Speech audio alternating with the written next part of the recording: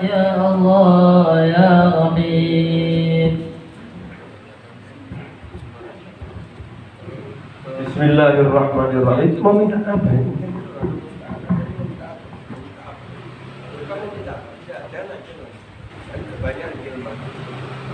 Minta apa kamu? Kamu minta apa? Apa? Sudah sehat tuh. Apa? Sudah sehat. Ada akhir. Oh, itu aku.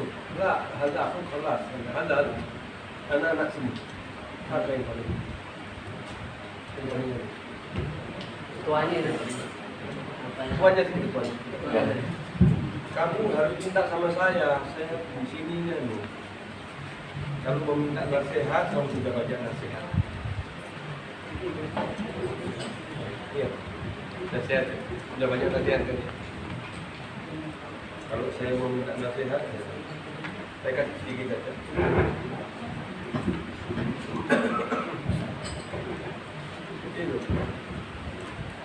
Bismillahirrahmanirrahim. Alhamdulillah. Mu'ini at-taibin bi'an ba'atha min qulubihim hubbat taubah wal inabati ila Allah subhanahu wa ta'ala birruju'i wal awbah.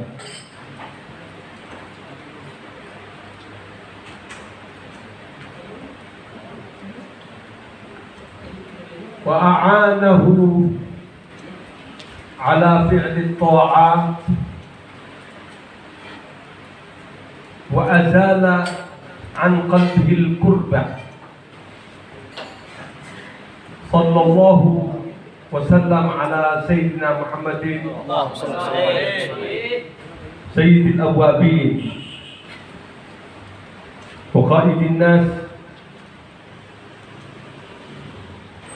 ila taubah.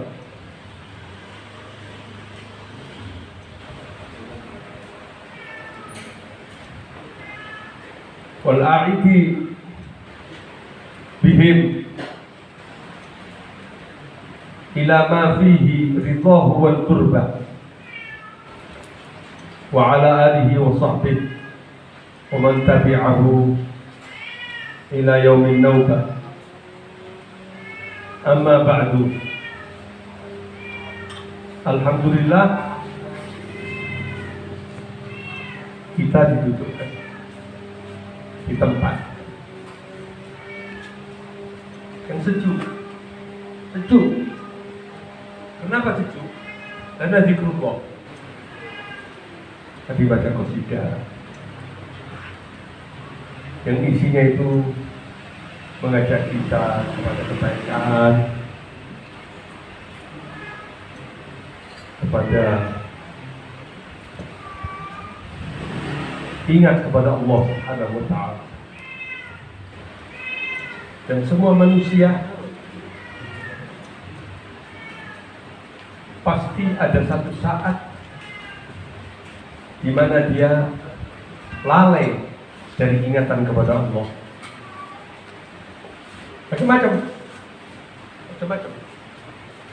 Ada yang lalainya itu banyak, lama sekali. Kenapa Bang? Karena dia dirasuk oleh syaitan untuk selalu menjauhi ketaatan dari Allah Subhanahu wa ta'ala, jauh dari Allah. Dan begitu syaitan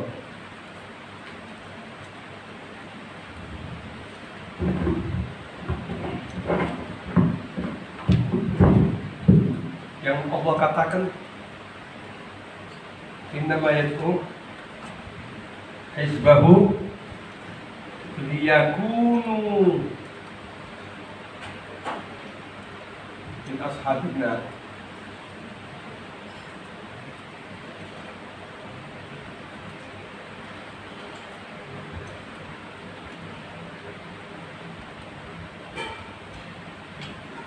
inna syaitana lakum aduwwun fattakhiduhu aduwwa. Syaitan itu bagi kalian musuh. Loh, musuh apa ditonton saja? Cuma dijadikan sebagai tontonan. Apa syaitan itu begitu? Tidak. Allah mengatakan inna syaitana lakum aduwwun fattakhiduhu aduwwa. Syaitan itu adalah musuh bagi kalian, bukan untuk dikenal, tapi untuk dijadikan dia musuh. Ada musuh dijadikan teman, ya kan? Misalnya ada orang yang mengajak kita kepada kefasikan, lalu kita jadikan teman. Ada dia musuh.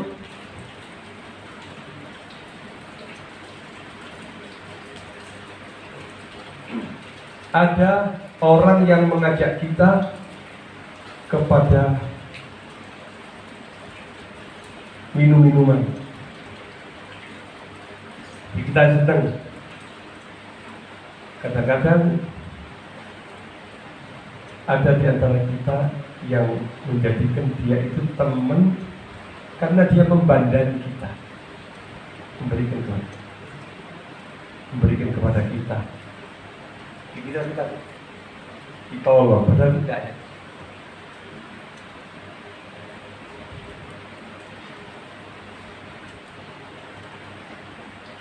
Saya juga gitu dulu.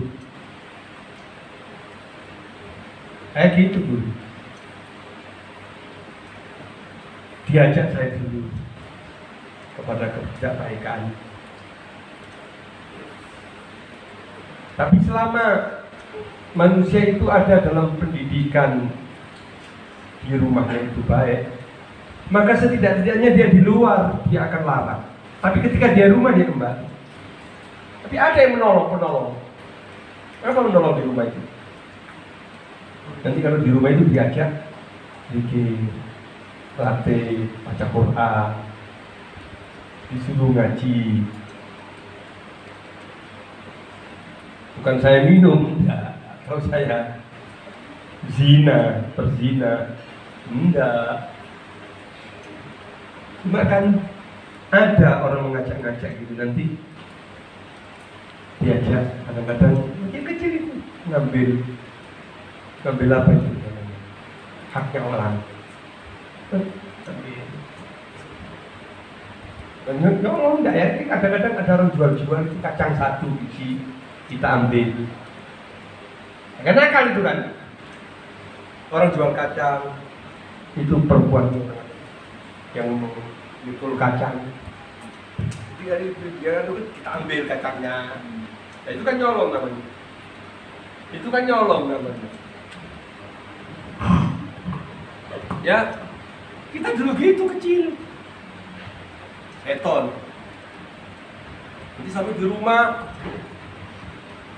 si yang punya apa namanya tadi? Yang punya jualan tadi itu mengeluh sama orang rumah.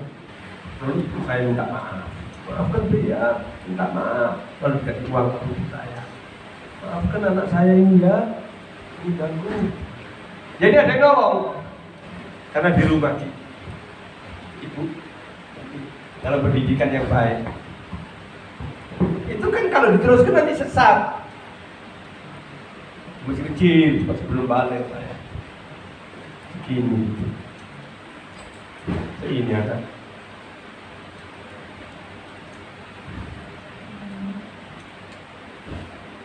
Tidak ada manusia tidak salah itu. Cuma orang salah, dia harus kembali kepada Allah.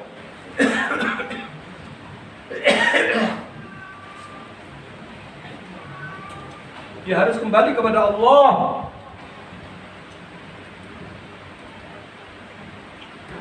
Jangan diteruskan kesalahan itu. Kalau kesalahan nanti larut dia dalam kesalahan. Jadi harus ada yang mengingatkan siapa orang tua, guru, dan lain sebagainya. Orang yang di kampung. Jangan begitu, jangan begitu. Itu yang kita jadikan musuh yang melarang itu. Justru itu yang kita jadikan musuh. Nanti kalau ada orang di kampung, tetangga yang mengatakan, jangan begitu kamu. Justru itu yang kita, apa aja kamu ya? Melarang-larang siapa kamu? Kamu bukan ayah saya, kamu bukan ibu saya, kamu bukan begini, kamu bukan keluarga saya. Urusan apa kamu? Tuh. Nah, itu kan baik. Orang yang apa tadi itu, yang melarang kamu dari keburukan itu kan baik. Tidak buruk dia, baik. Tetapi kita menganggap dia jelek. Sementara orang yang memberikan kepada kita minuman keras atau mengajak kita kepada prostitusi, perzinaan, oh ini orang baik, ini justru kan kalau kita dengar kalau ada orang yang biasanya nyabu itu dia kan kadang-kadang ketagihan. Kan? Kalau ketagihan itu bagaimana dia caranya? Sampai ada yang bunuh ibunya, sampai ada nasabah apa-apa, sampai ada yang bunuh saudaranya, sampai macam-macam karena dia ketagihan. Nah itu ada orang lain memberikan kepada kita kebaikan ini untuk diadukan supaya kamu ingat tidak lagi apa namanya istilahnya, apa namanya kalau orang yang ketagihan kecanduan itu terus dia enggak sako, kalau supaya kamu udah sako dikasih, dan disembuhkan tambah dikasih dengan syaitan memberikan musuh kepada kita. Nah itu juga syaitan tapi dalam bentuk manusia. Allah mengatakan inna syaitana lakum aduwwun fattakhiduhu aduwwa. Syaitan adalah musuh kepada kamu. Nanti terus Allah berhenti di sini, tidak. Jadikan dia musuh. Kamu tahu harus dia musuh. Jadikan supaya tidak kamu cuma sekedar mengetahui bahwa dia adalah musuhmu, tetapi untuk kamu menghindari dan menjadikan dia sebagai musuhmu. Benar-benar kamu marah kepadanya. Dan musuh adalah membuat Anda marah. Mengapa? Innama yad'u hizbahu liyakunu min ashabis sa'ir. Tujuannya dia menyesatkan kamu sampai kamu masuk ke dalam azabnya Allah yang pedih. Tiada lain dia mengajak kelompoknya agar mereka menjadi orang-orang penduduk neraka. Yang dulu kamu jadikan teman, dia adalah kamu berkelompok dengannya, ya. Yani menjadikan dia sebagai pemimpin kelompokmu. Lalu dialah yang mengajak Anda kepada kesengsaraan abadi, sengsara abadi. Apa? Neraka terus yang tidak bisa kamu akan keluar dari neraka.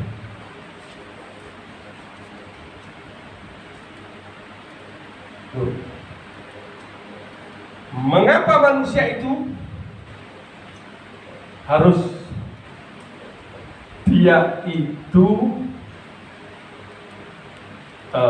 mengapa manusia itu melakukan suatu perbuatan dosa, kesalahan? Memang naluri manusia begitu. Diciptakan ada pada dirinya dua keadaan, kesesatan dan hidayah. Wahadainahu najdain. Kami tunjuk dia kepada dua jalan. Ya. Qad aflaha man zakkaha. Jiwa manusia. Sungguh beruntung orang yang menyucikan jiwa.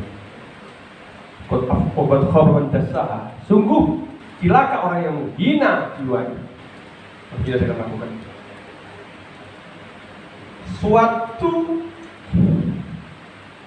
yang manusia menjadikan orang tadi ini, jadikan manusia tadi ini ya, jadi mempunyai dua kemauan, kemauan baik, kemauan buruk.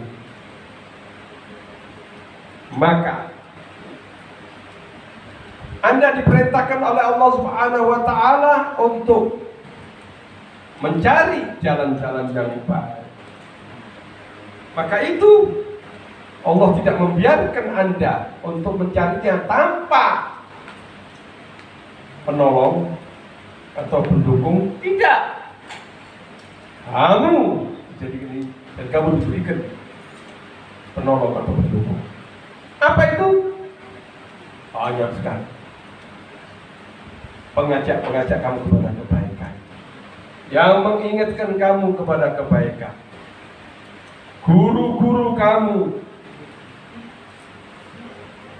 kitab-kitab, tulisan-tulisan, Al-Quran,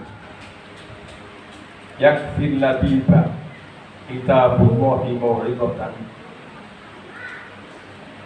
Cukup bagi orang yang cerdas. Sebagai penasihat untuknya adalah kitabullah. Orang cukup dan hidayah dari Allah melalui Rasulullah SAW. Siapa yang mengingatkan? Ya ini orang yang memberikan peringatan. Carilah untuk kamu kebaikan. Selama kamu hidup, pasti kamu akan mengalami rintangan. Dan itu sebagai ujian. Tergantung kamu kuat. Kamu kira orang-orang wali itu tidak melakukan dosa dulunya? Tidak ada mujahadah dari dirinya. Orang-orang yang wali itu untuk melakukan kebaikan ada. Mereka suka dulunya. Berat untuk melakukan ini, melakukan itu. Karena mereka diberikan penyakit oleh Allah dan bertubi-tubi ada musibah. Tapi mereka harus sabar. Mereka harus tenang. Mereka harus melampaui semua rintangan ini demi untuk menggapai kebaikan. Tidak ada seseorang yang mengatakan memvonis bahwa dirinya itu baik selama-lamanya. Tidak.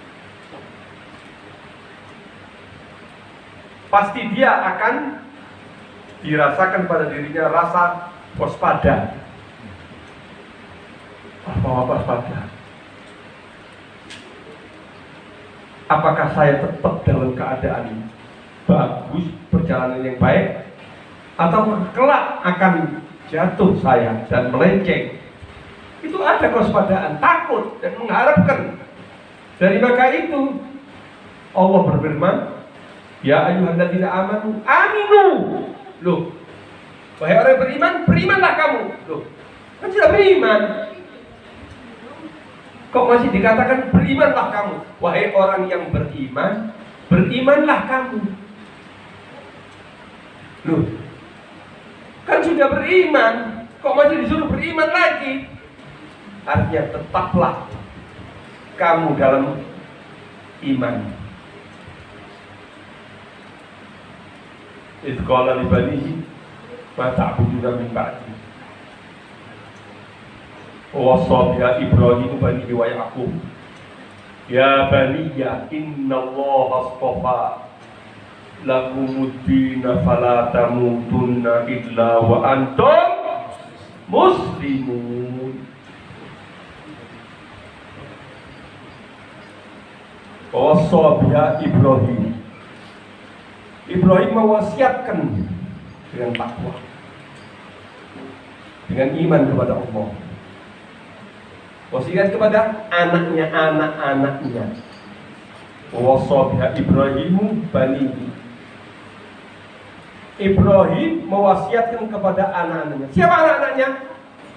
Ismail dan Ishak. Loh kan Nabi, kok pakai diwasiat? Kan Nabi kan pasti, dia kan pasti beriman, tapi dia tetap memberikan wasiat kepada anak-anaknya. Wa Ya'qub, dan juga Ya'qub memberikan wasiat kepada anak-anaknya. Loh anaknya Ya'qub, ya baniya, wahai anak-anakku. Mereka keduanya mengatakan, Inna Allah astafa, sesungguhnya Allah memilih untuk kamu, lakumuddina, untuk kalian agama Islam. Fala tamutunna, jangan kalian itu mati illa wa antum muslimun, kecuali kamu dalam keadaan Islam. Loh, Nabi mewasiat kepada anaknya, yang notabene-nya anaknya itu para anbiya semuanya. Anaknya itu nabi semuanya. Kok dikasih wasiat? Saking waspadanya mereka itu.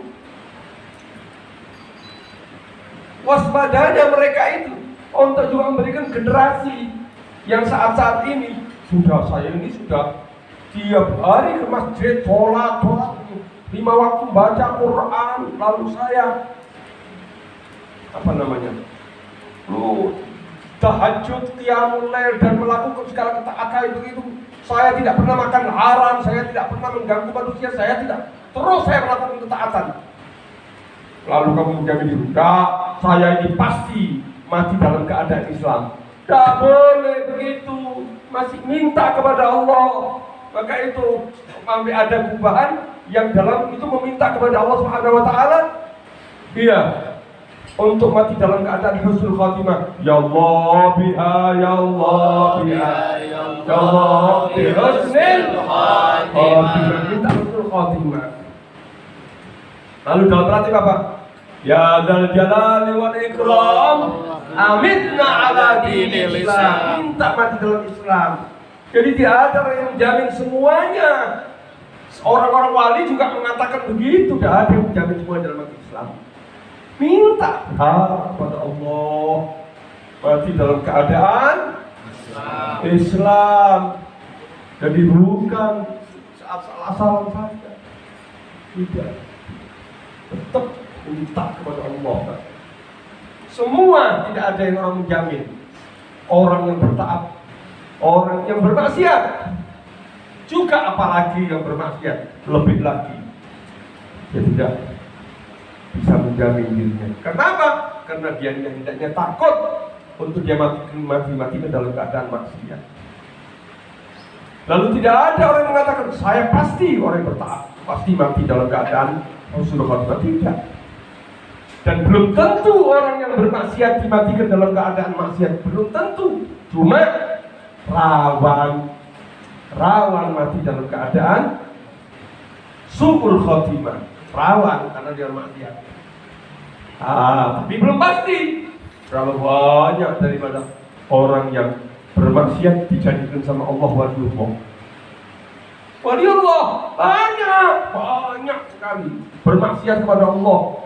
Allah menjadikan berbalik dirinya jadi waliullah. Seperti Fudail bin Iyad. Itu begitu dulu. Menjadi waliullah. Iya. Malik bin Dinar. Dulu peminum. Masih diadukan.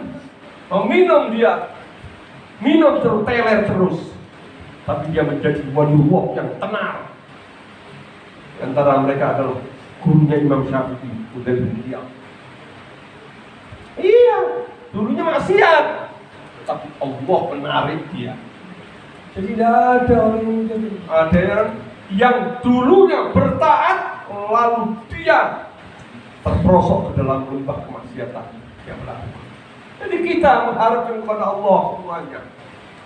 Ada orang yang ini saya melakukan taat, pasti saya mati husnul khatimah. Ya tidak bisa. Ada harapan buat dia akan menjadi waliullah. Mau enggak? Mau atau tidak jadi waliullah? Minta kepada Allah. Ya Allah, jadikanlah wali dan tuntunlah saya ke jalannya orang yang wali, ya Allah. Nanti pasti wali, pasti jadi wali Allah. Ya, moga-moga kita bisa jadi orang yang dekat kepada Allah Subhanahu wa Ta'ala. Amin ya rabbal alamin. Al-Fatihah. Bismillahirrahmanirrahim.